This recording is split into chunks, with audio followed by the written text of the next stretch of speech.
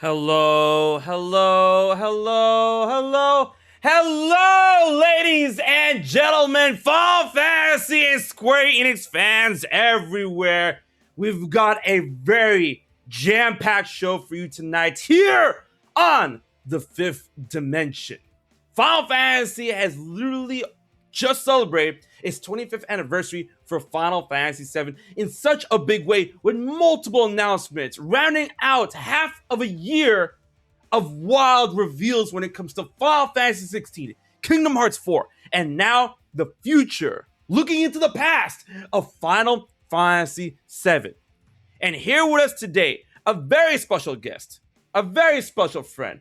Everyone, please welcome Audrey AKA Aitai Kimochi, the CEO of Aitai Japan. How are you doing today? Hey, HMK, thanks everyone for joining, and thank you for inviting me on your stream. Really happy to be here. How is everyone doing today? Oh, I know that we're sitting pretty because, like, man, I can imagine over there in Japan, like, things have been like nonstop, back to back, like super. Things have been really exciting over there, huh? Oh yeah, I mean, I guess like for the celebration, they have the FF7 25th anniversary cafe, so that's kind of like one of the bigger things going on here at the moment. But the 35th anniversary for Final Fantasy is coming up, I think in December. So I'm thinking that they're going to have maybe like an exhibition going on and other events too. So we shall see. Oh, it's gonna be good because I cannot wait to have 16 in my hands because everything I've seen from that game looks amazing. And then, of course, we're both like gigantic like Kingdom Hearts nuts, and I'm like, Kingdom Hearts 4 is real. I just want to know. I want to see more. Unreal Engine 4 looking good. I want to see Unreal Engine 5, and I want to see when we're gonna see it again. Hopefully, we might get another trailer before the end of the year. What Square Enix has been doing lately, I am very hopeful. But for those in the chat who don't know who Audrey is, she runs an amazing shop over in Japan in which you can get amazing video game based goodies that are usually just in Japan in other regions. So if you use the command !Audrey, that will lead you to her store in which you can go there and see what Japan's got in terms of like the best video game stuff imaginable. Because I'm telling you, when I was there, I was running out of money just getting stuff. Like, it was insane. Like the amount of Kingdom Hearts stuff you find over here in the States is like, it pales in comparison to what you can find over in Japan. It's really nice. So be sure to use the command Audrey in order to find her store. Thanks so much, HMK, for the shout out. Oh no, of course. Now let's get into the real spiel of the stream. Let's get our feet wet a little bit. All right, here's a question for you. We know that part 1 is Remake, part 2 is Rebirth. What are we feeling for part 3? What's the word we're gonna go with for part 3? What's some words you want to play around with that?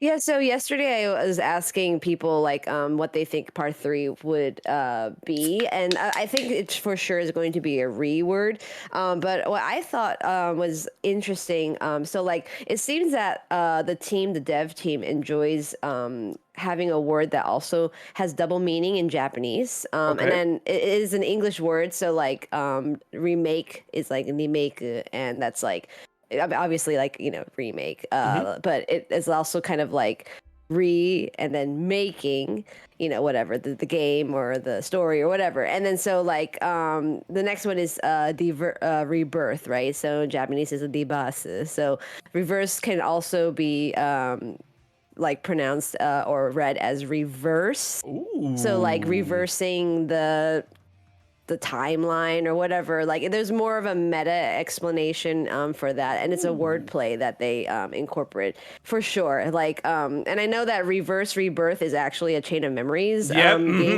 Riku one. Yeah, so that definitely like showed to me like, okay, so they probably want a word that can have a double meaning in like katakana Japanese. So I think with some plausible words would be return. Ooh. Like the tan, and then return would be like like re, and then tan is like turn, like so turn back the clock or turn back something, you know what I mean? Yeah. And then another one that I was thinking about and I posted yesterday was rewrite, right? Rewrite, and then it also can be like relight. like relighting the way kind of thing. Like someone relights the way for you. You know, like This maybe they're lost and then they go. Someone lights the way to go back to the right path or something. So the rewrite is another one that I thought would make sense. that I'm feeling both of them, but like when you said like rewrite and relight, like that sounds really nice considering that, you know, a lot of people like there's one big complaint when it comes to like the remake trilogy. Now you know it's a trilogy, or the remake project, and it's like it's very obvious that they're, you know, the word remake is more than just, you know, a designation. It's an actual subtitle pertaining to like the story of Final Fantasy VII and how it's, you know, the same yet different for that original game. And you know, with the whole concept with the whispers, you know, to relight or like rewrite in order to like return it back to the path. Like, oh wait, you're going on, you're veering off the path like mad crazy. How about you come back here? Let's light up the path that Final Fantasy VII was always meant to take.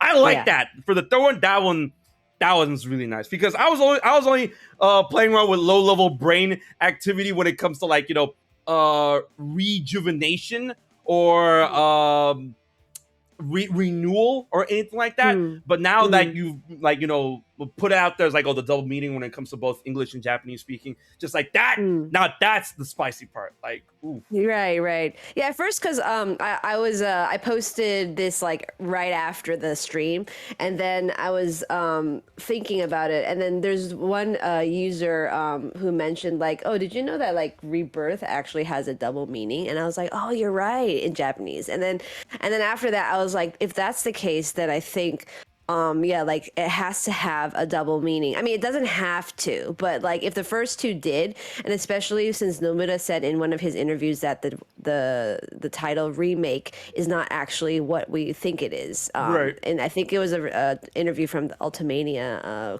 like 2 years ago.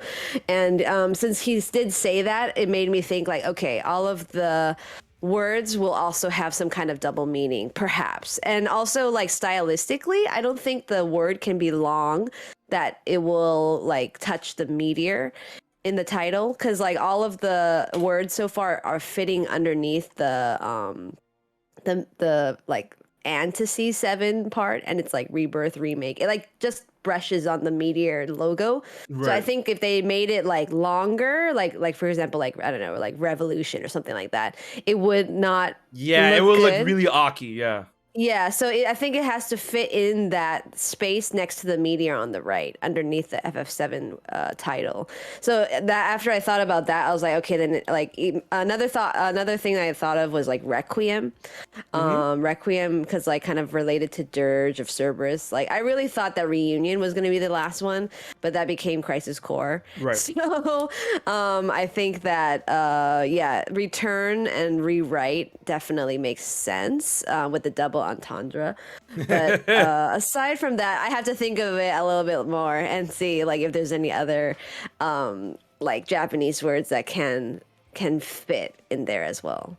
I love it. You know, like a lot of people are like taking the word remake when it comes to Final Fantasy VII, and possibly even that of like Kingdom Hearts 3 or Mine. They took it at like face value, and like there's a lot more meaning to like this little, you know, 6-letter word, and I'm living for it. And of course, that's very, you know, very Square Enix, very Nomura, very what do you call it, Final Fantasy, and very Kingdom Hearts. Like in order to like, you know, put these crumbs out and have people like, you know, tantalized by the possibilities at hand.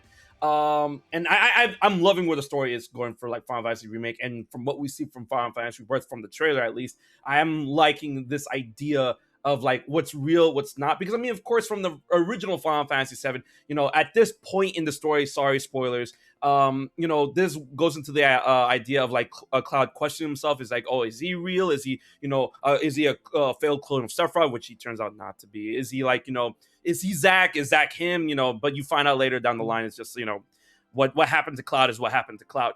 But at the point where, you know, Cloud's hang out with Sephiroth, and then like the tagline is like, oh, what is, you know, fact and what is fiction? That pertains to, you know, a lot of the original story if you play the original Final Fantasy VII. But I feel like it also has like a meta aspect to it, since, you know, Final Fantasy VII Remake was obviously like, you know, going off that path a little bit with the whole idea with the whispers and whatnot, and how we see there is like differences, like, you know, Barrett was Barrett died, quote, quote, quote, quote. Right. Who was killed by Sephiroth, but he wasn't supposed to be killed by Sephiroth because he didn't die in the original. And the Whispers are like, no, this isn't how it goes, right? So with that whole idea, I feel that, you know, that tagline is going to be a little bit more meta, where it's like, what is fact to the original Final Fantasy VII and what is fiction that we're seeing now with Rebirth? So that's like the whole. I'm loving this whole approach about this. You know, a lot of people, you know, kind of like moan and groan at the ideas. Are like, oh, that's not the story though. But I'm living for this because I'm in the base camp, and I want to ask you this. I'm in the base camp that Remake was always more of a sequel than a reimagining, retelling, or a remake of Final Fantasy VII. What do you think? Yes, same here. Like I thought from the beginning, actually, that Remake was already a sequel.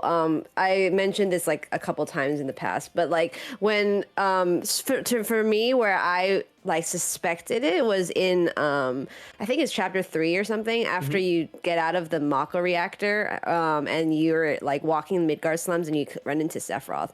Like the way that Sephiroth talks. Yeah, I was like, it seems like he remembers, or like he's implying that like he knows what's happening and what happened, which doesn't make any sense. And I was like, the way that he's talking is quite like, I don't know, like indicating to me that like he knows a little bit more than we know. And also like when the Whispers were like going around Aerith, and then like she kind of also, I don't know, like acted a little strangely for a second there. I was like, that's kind of sus. And then I was like, maybe this is not actually like a remake, because I was like, I don't remember this like stuff happening in the OG.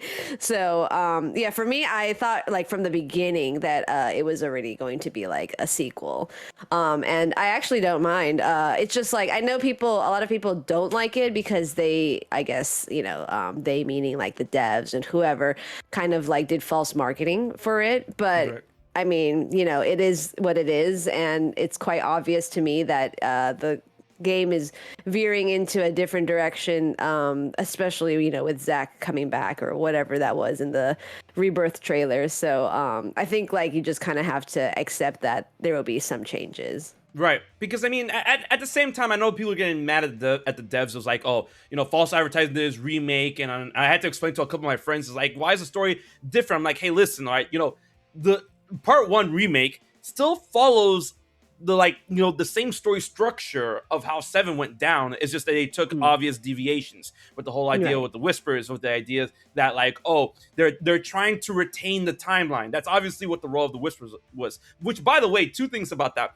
One, when I saw the trailer that first revealed the Whispers, I was bugging, and I'm like, wait a minute, and I'm like booting up Final Fantasy VII. I'm like, wait a minute, did I miss something? This wasn't in the original game. Like, no, wait, hold on. And I'm panicking with my chat. I'm like, yo, like, am I getting some sort of Mandela effect is going on? And they're like, no, you're good. This is new. And I'm like, okay, cool. That's one. And then 2, I was looking over the press release images from Square Enix about Final Fantasy VII Rebirth, right? And I see the image of like Cloud and Sephiroth walking together. And I'm looking at the image and I'm like, I'm trying to find anything. And I'm like, wait a minute, are those Whispers in the background? I'm like, oh no, those are just leaves. Like, now Whispers have been on my mind. Like they're giving me brainworms right now.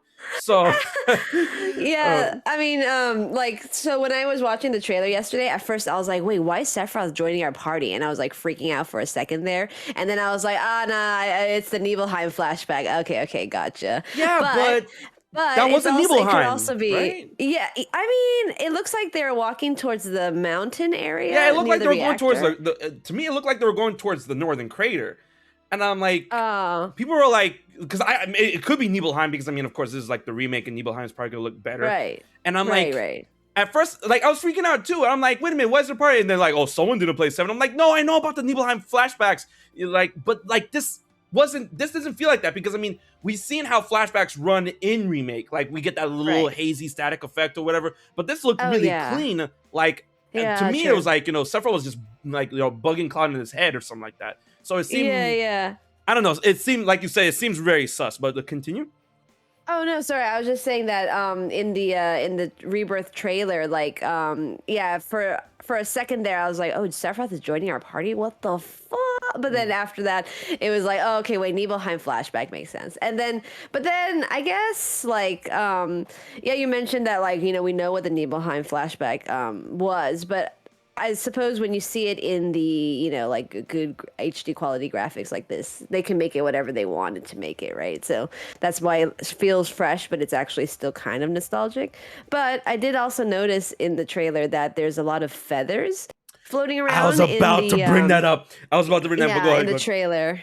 Yeah, so like there's a lot of feathers floating around in that Sephiroth scene, which like yesterday I was like talking to like my chat on this on my the reaction stream, and I was thinking that like the feathers at first they reminded me of like Angeal, because in Crisis Core like he's quite represented by white feathers, but then also I was thinking like it's possible that the feathers represents like Zack, because like at the end we also watched the ending of Crisis Core yesterday, and like the feathers starts falling when Zack soul like wakes up or Yeah. or whatnot. Yeah. So then I was like, oh, the feathers probably represent Zack then. So with all of the feathers like flying around Sephiroth and Cloud at that like what we assume is a flashback scene for Nibelheim, I wonder like what the further implications are for that. You know, it's funny too, because like I get the whole like representation for like Zack and like him at peace with the white feathers and whatnot, but then Yeah. I have like Audrey, I gotta be real with you. Like this is Rebirth remake that we're talking about. All right, this is like in remake in the DLC. This is the game that brought back Nero and Whis. So like Yeah. Whis. So I'm like I say Whis, it's Whis. Wait, it's Whis, right? Or is it Whis? Vice. It's Whis. Vice. I've been Yeah, watching too yeah, much Dragon Ball Super, so like they brought those two back, and I'm like, "Oh," like it could be Angeal. I'm like, it could. I'm just saying. Like I understand like how white furs are like connected to Zack, but I mean like listen, like this is going all over the place. We're bringing back everybody, and then people are like, yo, Genesis is yeah. Genesis coming back, and Yeah. well, I just have to wait and see. But You're right. I'm in the camp that Angeal might come back. Yeah. In order to I get a think little so too. are we gonna go off something like that, or because I was gonna bring in a little bit of a palate cleanser to the fifth dimension. How do you feel about the redesigned but not really but go back design of the Buster Sword? Because I know a lot of people's been talking about that.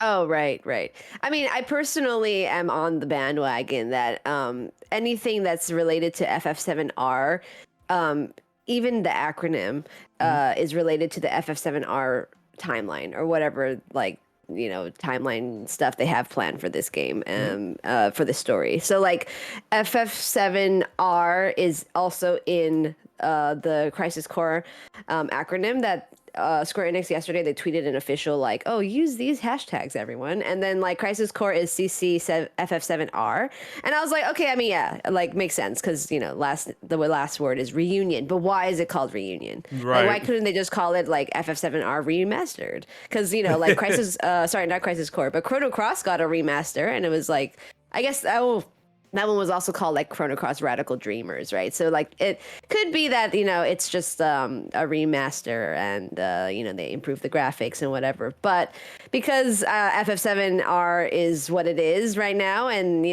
know like Nomura is who he is, and the devs are who they are.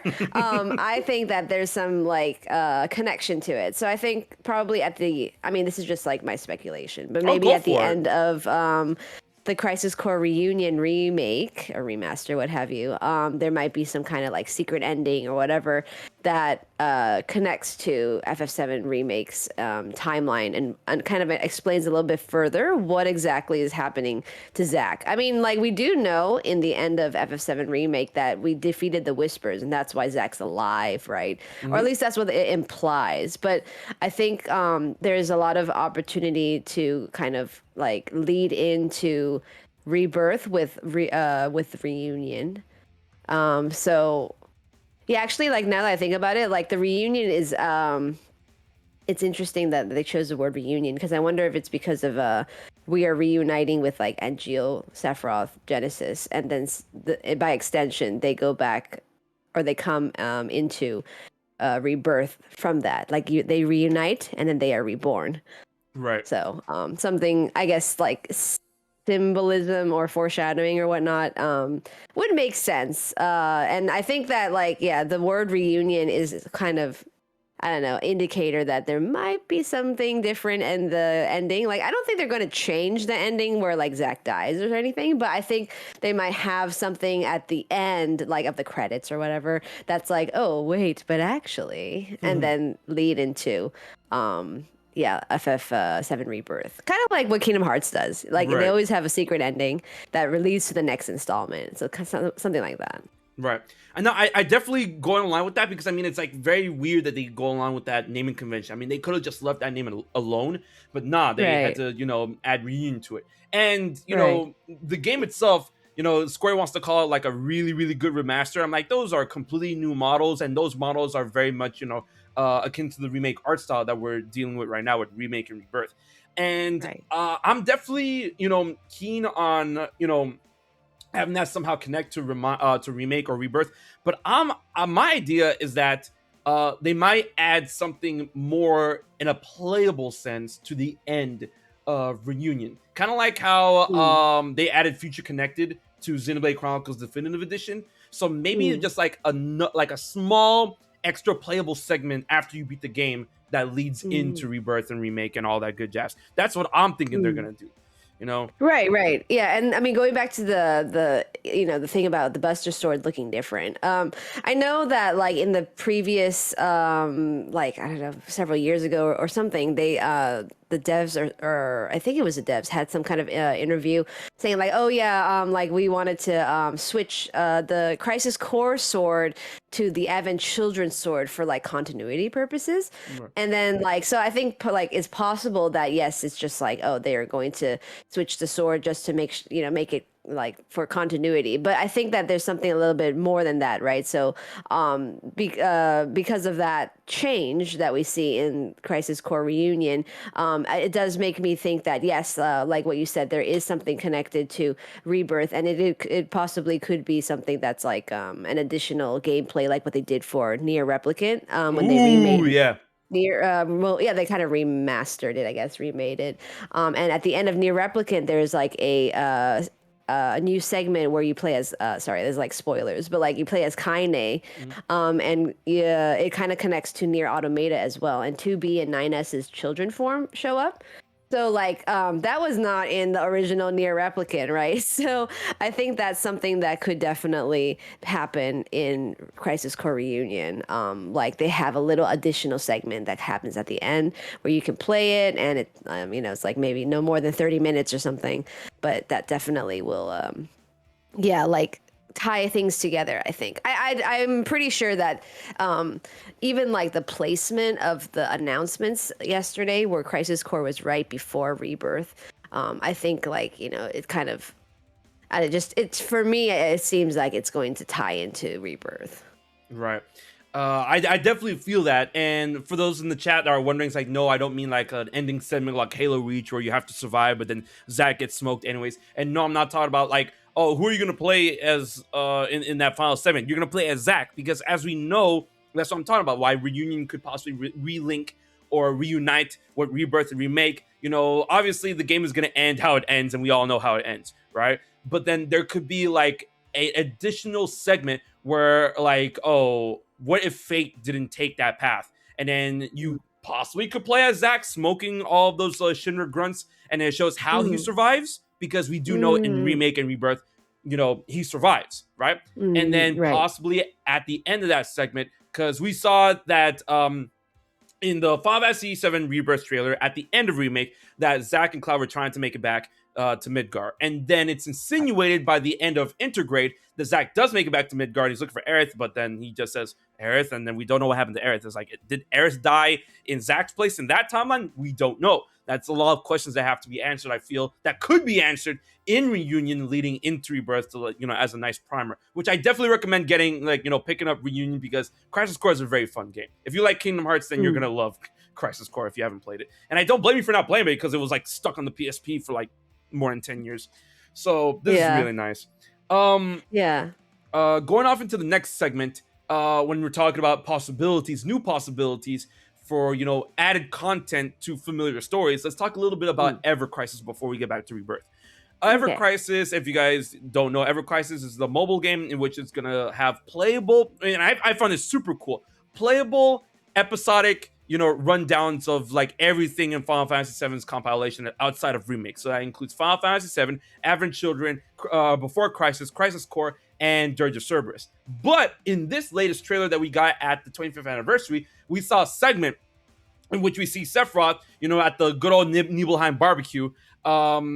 Like it gets all like staticky or whatever, and then you obviously see, aside from his shorter hair, he has like different armor because like if you guys don't know, in the soldier program, when you become like a really really good soldier, first class hero of Midgard, when you become a really good soldier, you get really nice amenities like custom armor and custom made shampoo bottles for Sephiroth to wash and condition his hair every day with lavender. And man, that's such, I don't want to, it's not a waste because he has really long hair, but I mean, it is what it is. Anyways, what I'm just trying to say is that when you become a really good soldier in your time of being a soldier, you get perks as you go on if you are a really good soldier. But when we saw Sephiroth with with shorter hair, we saw that his armor wasn't as fancy or wasn't as nice looking or whatever, because that's probably insinuating when he first joined the soldier program. Yes, case in point, younger Sephiroth. Are we going to get a playable younger Sephiroth story to learn of his origins as a soldier? I want to know what you think about that, Audrey. Oh yeah, I think it's already pretty much confirmed that we will be getting a segment that you play as younger Sephiroth. I know that Nojima is currently working on the story itself. They announced that like when they announced First Soldier and Ever Crisis together in that State of Play last year. So I think that it's pretty much a good possibility, if not like the selling point of Ever Crisis, that there will contain a story that where you play as young Sephiroth and see what happened to him, like what kind of like hardships he went through as in the soldier program and so forth. So yeah, I think definitely you can play as him. He'll be a playable character, and I think that as well can lead into whatever they have planned for Sephiroth in Rebirth. I personally think that at the moment we're gonna probably see like two different Sephiroths. And one of the Sephiroths is like pre-Genova, like Crisis Core Sephiroth, and there's like a Psycho Sephiroth. It's like Advent Children crazy Sephiroth. Yeah. So I think they're with the alternating like timelines or realities or whatever they have planned, which I'm pretty sure it's like kind of semi-confirmed at this point. I think we can also probably see two different Sephiroths, and maybe one Sephiroth is trying to like save everyone or some shit. I don't know, and then the other Sephiroth is like, I don't know, trying to be like bad and I don't know, rule the world, and then Genesis like also comes and becomes a big bad guy or something. I don't know. Right. And then a lot of people are like saying that there's a possibility of like I like how you brought up like multiple Sephiroths, because I mean Sephiroth has been cloned to hell and back. Like this could possibly tell the tale of like how young Sephiroth got cloned, and then like Sephiroth goes this way, Genesis goes that way, Project Genesis, all that shit. There's a lot. It's funny because Final Fantasy VII deals with a lot of like lore dealing with the soldier program and Project Genesis and Sephiroth's own upbringings and whatnot, and we still don't know a lot of that stuff, like Ultimanias and Ultimanias and what are those things called? Drama radios, drama CDs included, all that stuff. Drama CDs. Right. There's a lot we don't know despite everything we get. And it's funny because a lot of people are saying like, oh, that's Kadaj, that's Kadaj, that's Kadaj. I'm like, listen, I know what Kadaj looks like from the back of the head. I watched that adventure like a million times. That wasn't Kadaj, right? That's not Kadaj. It's not. A lot of people was like, yo, it's Kadaj. I'm telling you, it's Kadaj. I'm like, that's not Kadaj. There's no reason why it should be Kadaj. Yeah, there's no reason. There's literally none. Now, speaking of Kadaj, it's funny how Remake is taking all like Final Fantasy VII Remake Part 1 is taking a lot of how we knew Final Fantasy VII beforehand, because like it's so weird because like Remake does a really funny job in assuming that you've played and experienced everything Final Fantasy VII related before you did Remake, right? And that's really insane. Like people are like, oh, I'm not gonna play the original Final Fantasy VII because I'm gonna start my journey with Remake, and then after playing Remake, I'm like, that may not have been a good idea. But considering the final whisper, obviously we got those 3 whispers, and it's funny. My dumbass was all like, when I was first playing that, I'm like, oh wait, these little whispers, like the red, blue, and yellow one. I'm like, wait a minute, one has a sword, one fights with a knuckle, and the another one fights like with a gun. And like a shooter, whatever. And I'm like, oh, these whispers are trying to copy Cloud, Barrett, and Tifa, whatever, right? And then I looked them up. I looked into the lore. I'm like, hey, wait, whoa, wait, this is no. And I'm like, are these supposed to dodge laws in your? Man, my fiance constantly like is ready to kick my throat in because I always butcher Yasuo's name. It's Yasuo or Yuzu? Oh, Yazoo. It's Yazoo, right? Yeah. Because I always get the others right, like Kadaz laws, but like Yuzu, whatever. I call him Yuhu, like the chocolate drink, whatever. I don't care for the other two. I really don't. Like Kadaj is just like Kadaj. So when I found out, I'm like, whoa, those are supposed to be the three Advent children. And the fact that they were referencing them in Remake, I'm like, oh man, this is gonna be wild. But let's talk about that for a little bit, and let's talk about the Sephiroth offsprings, the essence. Like they have what's their actual designation term? Like they're known as like the essence of Sephiroth. These are remnants. Remnants. There you go. Sephiroth remnants. That's what they're called. Let's talk about the Sephiroth remnants a little bit. How did you react? And did you put one and one together immediately, or did you like get that after the fact when you first fought them? I actually didn't think about them being related to anything at first. I was like, oh, it's just some like Arbinger bullshit, whatever. And then like after, I like honestly didn't even think twice. And I was like, oh, okay, Bahamut, okay, cool, whatever. And then that's how I like played it. But it wasn't until I read the Ultimania that came out in Japanese that was like, oh, this is supposed to represent Kadaj, Lods, and Yazoo. And I was like, oh shit, what? And then I like went back to play it. And I was like, oh shit, yeah. And it was kind of mind blowing because like at first when I played it, I did not even make an association. I was just like, okay, well, there's these three Harbinger thingies and I guess we got to kill them. And oh, okay, now they're Bahamut now. All right, whatever. Like I didn't even think twice. But yeah, after the Ultimania explained that they were the essence of the remnants, or I forgot the exact word that they used, but they are supposed to represent the remnants. I was like, wait. So they're bringing back like Advent Children elements too, and that makes sense because in that scene, you see like Red 13 saying like, "Oh, this is what's going to happen if we fail today," right? Which means that Advent Children is the bad. I guess, I mean, quote unquote, bad ending of the timeline. So then that made me think like, okay, all right. So like we defeated the Whispers and that means that we will not get that bad ending. We won't go into the Advent Children's timeline, but then what happens now? Right. And I think also since Ever Crisis is having Advent Children be playable in the game, I think that will also maybe expand a bit about what exactly like the remnants are supposed to be doing and what are their motivations, because like I'm sure that like you can't just add the dialogue from the movie into the game, right? Like if they're going to have an Advent Children's like segment or whatever in Ever Crisis, there must be a bit more story revolving the events that happened in the movie.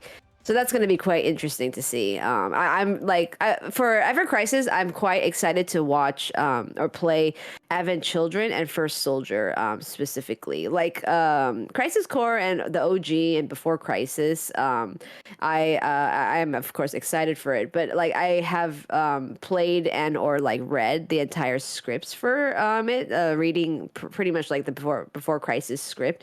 So I kind of know like what happens more or less, but for Advent Children it's kind of like, oh, like it's a complete reimagining, and for First Soldier it's like, oh, they're going to talk about young Sephiroth. So those two parts of Ever Crisis, it's going to be quite interesting to see what they come up with.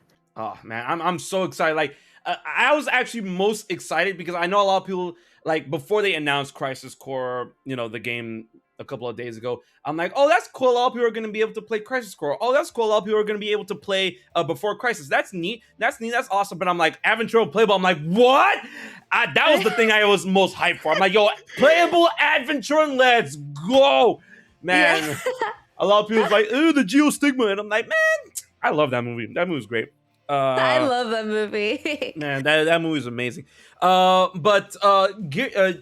gearing off a little bit on the tangent of possibilities when it comes to Final Fantasy VII and specifically the remnants of Sephiroth. There's this theory I constantly play around with, and I'm like, please, please, please, this is like the perfect time to do it. This is the perfect time to do it. Let's talk about Kingdom Hearts 4 for like 2 seconds. All right. Okay. I've been wanting, like, obviously from the end of Kingdom Hearts 2, like we saw from Kingdom Hearts 1, we were able to fight Sephiroth. And then in Kingdom Hearts 1 Final Mix, Cloud fought Sephiroth, and that was cool. Right. Kingdom Hearts 2, we fight Sephiroth, and then Cloud and Sephiroth had that scene where they were fighting, and Tifa's like, oh, you can use my light. They go off into, God knows where to finish their fight. I want to believe that they went to Quadratum, right? Okay. And I want to see them in Quadratum. And of course, Nomura did have that interview like super recently with Game Informer, and then had that thing to say about Final Fantasy and how its place in Kingdom Hearts could be a bit shaky. A lot of people are taking that out of context, but like he did not outright say no. It's just that, Kingdom Hearts, has an abundance of characters. So much so that he's unsure if he can even accommodate all of, like, the fan favorite original characters like Roxas, Terra, Aqua, Ventus, Shion, Axel, etc., in the future of Kingdom Hearts, especially considering that Kingdom Hearts 4 is focusing on Sora's disappearance. But I'm thinking, like, since obviously Quadratum is based on, real world Tokyo, we've seen specifically Shibuya, Shinjuku, and the Minato district. Thanks to the apartment that Sora's staying at. With all case in point leading to that, obviously that's related to Final Fantasy Verse 13 or Final Fantasy 15, however you want to look at it. Because Final Fantasy Verse 13's Insomnia was originally based on Shinjuku. I'm being really long-winded about this. Anyways, I just want to say that please put Final Fantasy within that of Quadratum in Kingdom Hearts 4. Make it so that Cloud and Sephiroth, that's where they went. And if Sephiroth was like super damaged by Cloud's light, that's the perfect way to fit in the story of possibly like adapting Kadaj, Laz, and Yazoo in Kingdom Hearts 4. And then we fight them each individually, and then leading off that story, if we're going to veer off that story, whatever, they all fuse back together into Sephiroth. And then Sephiroth Cloud round 3, baby, let's go. That's what I want. That's really what I want. And then, bring in Barrett. Like, Barrett was in Quadratum the whole time. That's why we didn't see him in Kingdom Hearts, right? Yeah, I mean, I think that Nomura, he kind of implies that at the moment they don't know what they want to do with the Final Fantasy characters because there's just so many new Kingdom Hearts only characters, right? And I don't think it's not a possibility that we can see, like, for example, Cloud and Sephiroth fighting in Quadratum or whatever. But I think what would be pretty cool for me is that instead of going to Disney Worlds all the time, we eventually explore Square Enix IPs. Because I do know that Nomura said oh, don't worry, they're still going to keep in Disney, and it's going to still be part of the Kingdom Hearts feel, or what I think he said something along those lines in that Game Informer interview. But I personally would really like to see them go into Square Enix IPs. Let's go into Spira, let's go to Gaia. Let's just go, just to all the different kind of Square Enix worlds, and I guess play through that. And especially since they established that there are multiple, what are they called? Not timelines, but multiple what are they called? World lines or something? Basically that if there's a story, a fictional story, you can go into that world, like Virum Rex, right?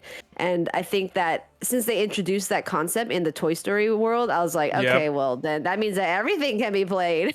What are they called? The world? You know what I'm talking about? Not a timeline, but like a world line, or I forgot the exact name. They call it world lines in Union Cross, especially in the English translation. They're called world lines technically and whatnot. But I mean, I don't know if they're gonna be called as such or adapted as such in Quadratum, because as we all know, it runs by different rules, right? But I would love to see Square Enix deal with more Square Enix properties, because I mean, as Kingdom Hearts went on and on, it's no longer just Final Fantasy and Disney, right? And the more doesn't even consider it as such. We've seen properties from The World Ends With You. We've seen properties, or I should say, one property from Einhander with that Sports Guides boss fight in the lanes between the run between whatever. And then of course, Venomrex. Would you consider Venomrex a Square Enix IP, or like it's just some sort of make believe thing within Kingdom Hearts? Like, what do you think? I think Venomrex would be Square Enix IP. I wonder, like, because what was it in the interview, in the 20th anniversary interview that he mentioned about like Rex, he wanted Rex to be its own thing, right? Right. So I think that Rex is going to be its own thing, separate from Kingdom Hearts, just because they were mentioning it that it was supposed to be either Kingdom Hearts 4 or Rex that they're working on. So it's like, why don't they just put it together? So if they're not going to put it together, I think that possibly Yozora will be, like having a cameo in Kingdom Hearts 4. I don't know if he's going to be like a driving force or anything. Maybe he is. I don't know. But I firmly believe also that Rex is going to be its own separate thing.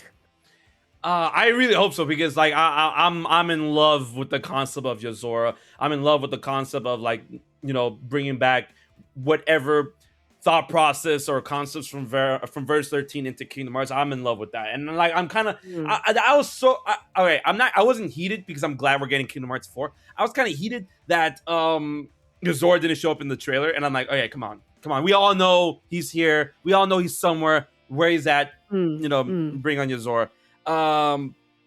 But with all of that, with all of those ideas in line, it's so weird and funny at the same time that Kingdom Hearts 4, like the direction it's going in right now, especially with a lot of people are saying, oh man, it's looking a little too much like Final Fantasy, like I mean, of course, if you played the games, then you would know why. But I want to ask you, because we never really had a conversation about Kingdom Hearts 4. We're gonna get back to Final Fantasy VII in a little bit, but what did you think about the Kingdom Hearts 4 trailer?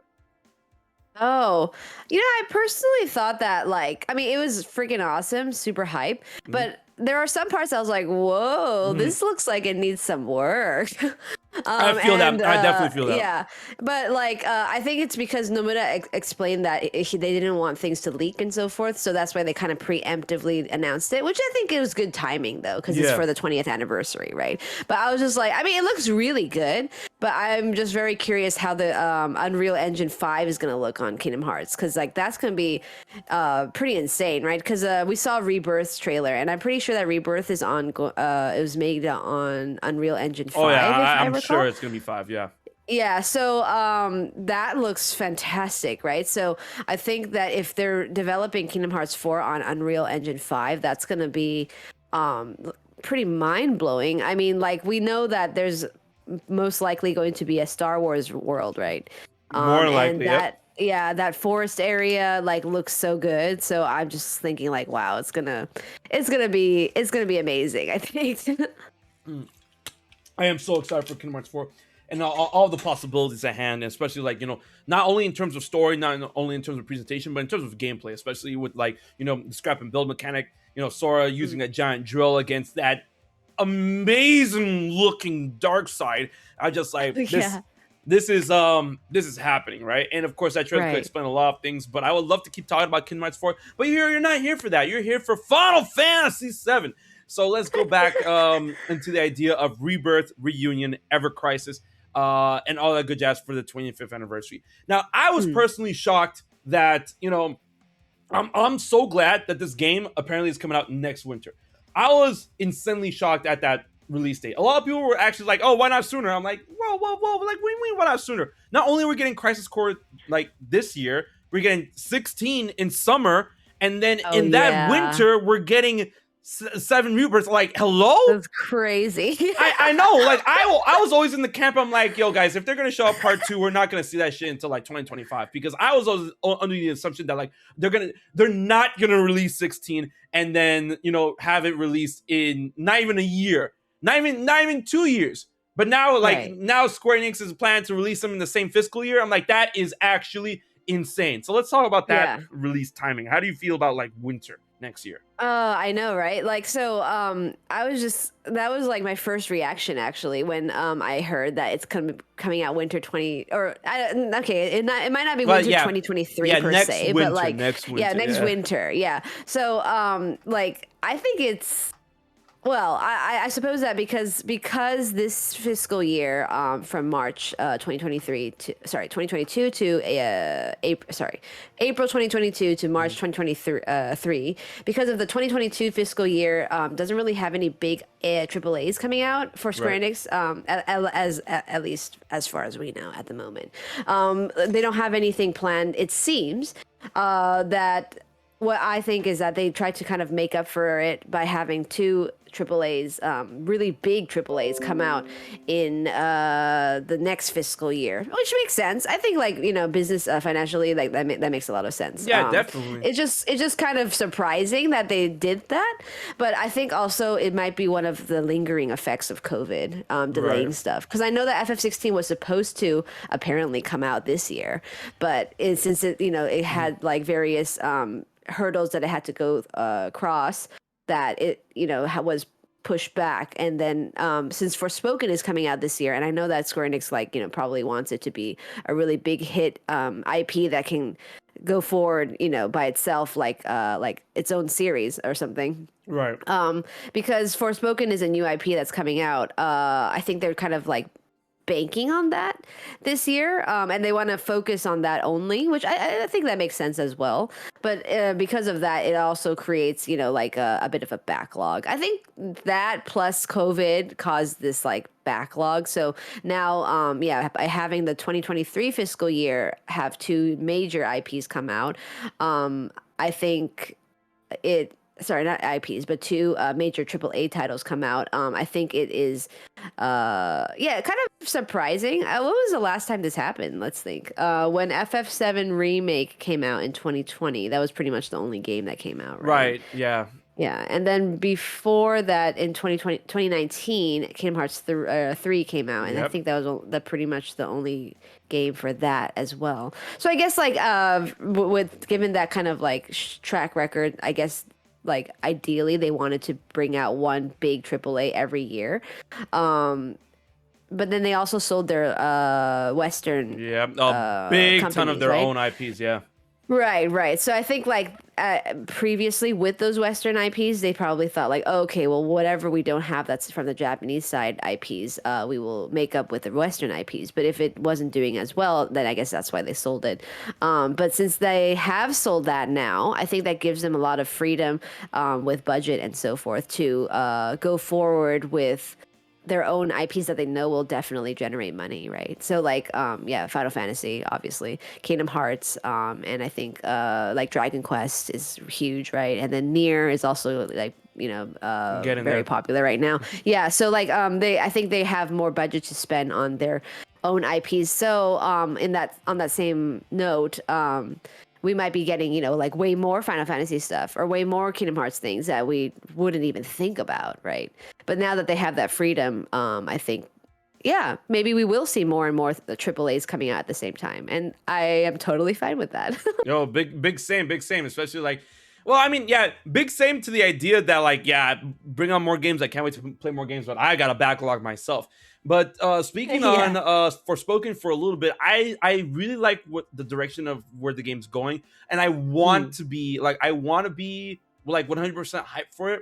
But right. for me, it's like, yo, you got like Square Enix really needs to make me a believer in the Luminous engine, because right now I'm not. Mm. Like, so that's why I'm like, okay, Forspoken looks really cool. Oh, it's being developed with Luminous engine. I'm like, ugh, all right, maybe it run Uh, nicely on the PS5. Who knows, right? yeah. But I want to see it, actually work, because like the last Hmm. big game that was using Luminous was Final Fantasy 15, and I loved Right. Final Fantasy 15 to a fun degree, but that's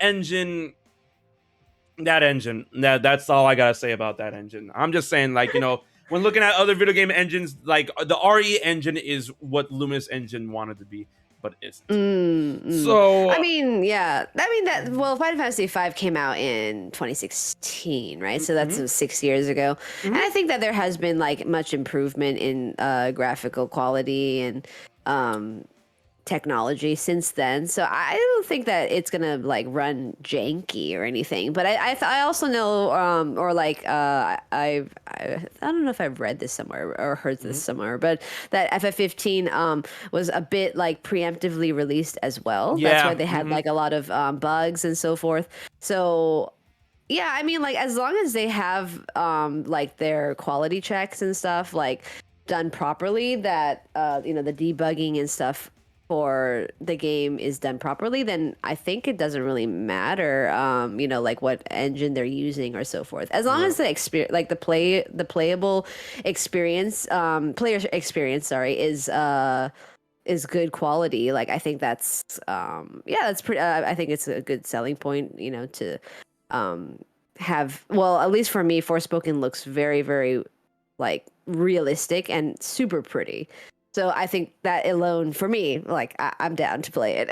Right. No, I definitely want to give it a shot too, because I'm in love with the concept, and Square Enix, they put out really, really good games. I mean, of course, like we're two huge Square Enix fans here. But I'm cautiously optimistic with that game. Um, Yeah. but rounding out the stream, getting back to Final Fantasy VII Rebirth, like Hmm. the whole thing with Rebirth is that it's gonna be part two of a 3-part trilogy, and I know a lot of people are like, and then I'm like, listen, more Final Fantasy VII to better in my opinion, and I loved Remake. Hmm. I thought it was a pretty good substantial journey. My one complaint with Remake, which I feel is gonna be rectified with Rebirth, was the lack of freedom in Remake. Right, the game was very chapter based. It's not really a complaint against the game itself. It's just a me thing, right? Mm. Especially after playing the original. Like I wanted to Mm. be able to go back to District 6 or District 2 or whatever I can, but they're obviously chapter based, chapter locked and whatnot. Mm. And Final Fantasy VII Rebirth seems to like throw that out the window a little bit, because I understand, like, okay, up until you get the Highwind in the original, the game was pretty linear-ish, but Right. from what we see with Rebirth, it seems a lot more open, to the point where I'm like, if it's still linear, I'm good with that, as long as I can go backwards. You know what I mean? Because like Yeah. in Yeah. Remake, you can't really do that. Like, Right. Right. It's kind of frustrating. yeah, Yeah. it's like, here's the gate, blocking you from, like, here's the gate separating chapter 6 and chapter 7. As soon as you cross the line, you can't go back. And I'm like, ugh, great, right? Yeah. I don't Yeah. want that anymore. If it's still linear, it's more likely gonna still be linear Rebirth. Fine, but like, let me go backwards, and I'm good with that. And obviously, the game looks really, really, really nice. A lot of people's been wondering, how much of the original 7 is going to be covered in Rebirth. And I Right. want to assume, and I want to hope enough, so that both Sid and Vincent are, added to the party. What do you think? I wanted to ask you about that. Yeah, so I don't know at the moment, because before Rebirth came out, I really thought that it would make the most sense to start out at the Nibelheim incident and then end in Nibelheim, and Vincent Valentine becomes the party member that's like the guest party member. And like my theory initially was that there's going to be 4 games. So like the third game would be like the one where you go to the Forgotten City, Forgotten Capital, Yeah. and then end at the Northern Crater, and then the last game, the fourth game, would be like the weapons and everything. But right now, I'm not sure, because if they're doing 3 games only, that's like a lot of material to be condensed. Yeah. Like I recently replayed Final Fantasy VII Original, and I was like, wow. Like, I mean, I know like there's not like a shit ton of content, but if they're going to do it as detailed as possible, like what they did with Midgar, I think like That's a lot. That's a lot. Like, Yeah. that's a lot of condensation. Like, so, I mean, even going from Calm to Nibelheim, you have to go to like Costa del Sol, and there's this whole like arc with Junon, and then there's after that what is like, there's like that optional Fort Condor thing that you have to do, and then there's like a bit of like Gold Saucer that you visit briefly. Yep. And then there's just like a bunch of things there that I think, like, if they wanted to take their time to delve deeper, they definitely would, and they definitely should, because those places are all really unique places, right? Like, I don't want to just go to Costa del Sol for like a second, right, and then leave. So for me, it made sense to start at Nibelheim and end at Nibelheim, so it comes full circle. But now I have no idea, because like, if Zach is going to be back and everything like that, like, are we even going to go to these places as Cloud? Like, are we going to be going back and forth as Zach and Cloud? Like, is this going to be kind of like an FF8 Laguna Squall situation? Or like, what exactly is happening? Because Like what I think is like, okay, suppose they do want to end up at the Forgotten Capital and the Aerith dies or whatever. Yeah. Like let's say that they do that. Sorry, like spoilers, but Yep. let's say that they do that. Will they do that as Cloud and Party at Cloud and Co only, or will they do that like, okay, Zack is in like for example, Zack is in Costa del Sol, and then Cloud and company are like in Gold Saucer, and then they switch back and forth, so they still cover the places that they go to in the OG, but through two people's viewpoints instead, and then they all end up together at the end of where Aerith is supposed to die, and whether she dies or not, I don't know, but like maybe both Zack and Cloud are going to be present for that, and perhaps it ends on a cliffhanger. But that will be like just so crazy, right? I don't know. It's just like so much content, and I don't feel like they can fit that in one game. Right. Like here's my take on it, right? I feel that for Rebirth, like obviously going off the hinges of Remake, how it's like going in different directions of the original Final Fantasy VII story. Like we can talk about how they can adapt, Costa del Sol, Cosmo Canyon, all this stuff leading into the Forgotten, like the Forgotten Temple. I always like the Forgotten Ruins, whatever. Where the Aerith dying point. Blah blah blah. Yeah. A lot of people are thinking like, oh, where Aerith dies is going to be like where part 2 is going to end, where Rebirth is going to end, and then Northern Crater and possibly the weapons is going to be like part 3. Right. I'm thinking that like they might adapt it so that we like obviously in Remake part 2, like I said before, Rebirth is going to be like big open. It's still going to be linear but big open, and you're able to go backwards and whatnot. I feel they're going to adapt the story up until the point where part 2, if this makes any sense, where part 2 ends off with you getting the Highwind, right? And then maybe they can change up different events, and where it's like, oh, we can't get to the Northern Crater until we get the Highwind, but you obviously get the Highwind way before that in the original. You get the Highwind at the end of the game, and then that's where the game ends, right? And then the third game is going to be full on open world, full on, like you have the Highwind now, you can go anywhere you want, and then they reshuffle events where now you can go to Gold Saucer, now you can go to Cosmo Canyon, now you can go to the Northern Crater, now you can go back to Costa del Sol, you can go back to Midgar if you want to, or whatnot. Now you will have that big open, like adapted world of Final Fantasy VII for the third game, where like the first game was chapter based, second game was like linear open zone linear based, and then the third game is going to be truly open world once you get the Highwind. That's what I think they might do. So yeah, that makes sense too. I think like Rebirth, what it looks like it would be is kind of like I don't know, like if you play FF14, but like FF14 has really huge maps, but like there's still borders to it, but within those maps, like different stories like happen that you go like you proceed via like characters give you quests and stuff like that. So I was thinking like it would be kind of like that, where it's like FF14 sized map, but still kind of linear in a sense that you have to follow the story given to you by like the characters or whatever the storyline is. So I'm okay if it's like linear. It is a little bit frustrating though. It's like, oh, I really want to go back to, for example, like Sector 5. And it's like, oh, I can't do that unless I go back to chapter, I don't know, 5 or whatever.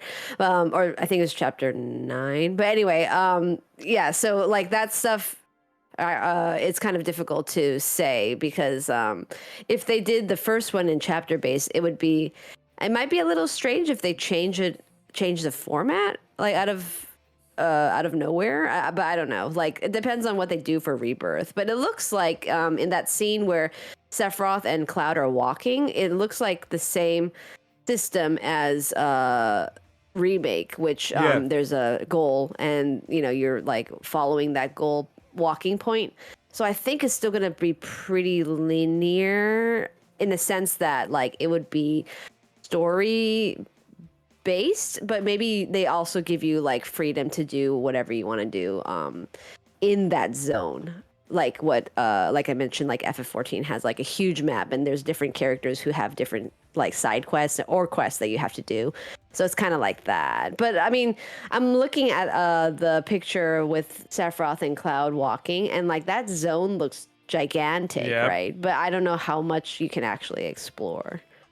You know, like it's just it's so funny how we get like this like little snippet of footage and information, and we're just going off the rails and stuff. I mean, of course, like granted, we have a lot to go off on when it comes to remake and like the past of Final Fantasy VII, but I feel like it's such a beautiful thing, like talking about this kind of stuff. And you know, I just hope that that was my spiel with remake. My problem with remake. I just hope that like okay, have it chapter based, like obviously this chapter based, but just don't put the like get rid of the invisible walls that were there. Like I don't want I want to be able to go backwards. Like you know, if we're going to like Coast of the Soul and then we leave Coast of the Soul, I want to go back to Coast of the Soul. Like please, you know, instead of just rebooting another chapter. But right. What do you think about the like alternating between Zack and Cloud thing? Like okay, so from what I gathered with Final Fantasy VII Remake and the whole idea of like, you know, Zack Lives timeline or whatever, is that I subscribe to the idea that like what we play in Remake is one timeline, and then what we see from Zack is another timeline. So there's like 3 Final Fantasy VII timelines in total, because you know the whole idea with Stamp, like it was a different Stamp, it was a different dog. I'm like, right. To me, that's kind of damning, but at the same time, it's like, oh, you know, that could have been what Stamp looked like during the Zack days, right? But I mean, like Zack literally, but like when people say the Zack days, I'm like, what do you mean the Zack days? Zack dies and then Cloud goes on the bombing mission, like literally right afterwards. Like that's So I don't know about alternating, if like alternating in the sense that they're both in the same world and like, oh, they're looking for each other, right? It's like, oh, Zack is over here and then Cloud's over there and they keep missing each other. I don't know about that, but I mean, I'm totally keen for the idea of like switching between Zack and Cloud in the different timelines to explore the possibilities of what was and what could have been. Like you know, like what Rebirth said, what is fact, what is fiction, and then obviously at the end of Remake where Sephiroth's like, oh, this is the point of time where like everything separates and becomes one again. And I'm like, it's funny, when I was at that segment where the Cloud was 101 and they're like, oh, where time converges, whatever, I'm like, okay, what's going on? What is this? Like this? What?